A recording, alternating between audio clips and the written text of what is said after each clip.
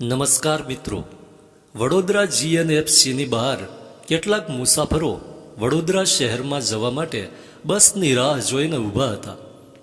એક રિક્ષાવાળા ભાઈ પોતાનો ઓટો રિક્ષા લઈને આવ્યા અને જ્યાં આ અજાણ્યા મુસાફરો ઊભા હતા ત્યાં રિક્ષા ઊભી રાખી અને કોઈએ ઇલોરા પાર્ક તરફ આવવાનું છે કે કેમ તે બાબતે પૂછ્યું.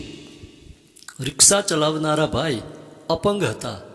આથી ઊભેલા મુસાફરોને એમના પર દયા આવી અને આ અપંગને કંઈક મદદ કરીએ એવી ભાવના સાથે ઇલોરા પાર્ક તરફ જનારા મુસાફરો રિક્ષામાં બેસી ગયા. મુસાફરોને મુસાફરીની મજા આવી, કારણ કે આ સામાન્ય રિક્ષા કરતાં જુદા પ્રકારની રિક્ષા હતી.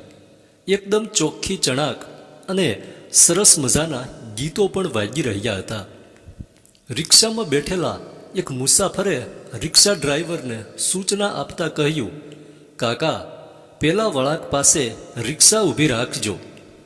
ડ્રાઈવરે એમને સ્મિત આપ્યું અને રિક્ષા મુસાફરે કહ્યું હતું ત્યાં ઊભી રાખી.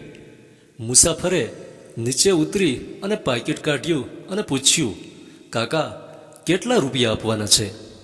રિક્ષાવાળા ભાઈએ બે હાથ જોડી અને કહ્યું, બસ આપના આશીર્વાદ આપજો. આટલું કહીને રિક્ષા હાંકી મૂકી. રિક્ષામાં બેઠેલા બીજા મુસાફરોને આશ્ચર્ય થયું કે ડ્રાઈવરે ભાડાના પૈસા કેમ ન લીધા. એક મુસાફરે આ બાબતે ડ્રાઈવરને પૂછ્યું એટલે ડ્રાઈવરે સ્પષ્ટતા કરતાં કહ્યું, ભાઈ, મારે ભાડાના પૈસાની જરૂર જ નથી. હું જીએનએફસીમાં ક્લાસ 1 અધિકારી તરીકે ફરજ બજાવું છું. મારે મારી અપંગતાને પડકારવી હતી.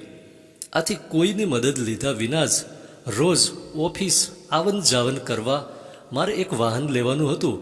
તો મેં વિચાર્યું કે ઓટો રિક્ષા જ લઈ લઉં અને આવતી જતી વખતે લોકોને બેસાડું તો મારાથી એટલી સેવા થાય અને લોકોનો પ્રેમ પણ મળે.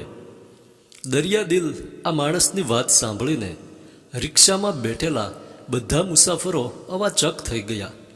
એ જેમને સામાન્ય રિક્ષા ડ્રાઈવર સમજતા હતા એ તો એક સરકારી કંપનીના ક્લાસ 1 ઓફિસર હતા. આ સેવાભાવી માણસનું નામ છે ઉદયભાઈ ભટ્ટ. ધન્યવાદ.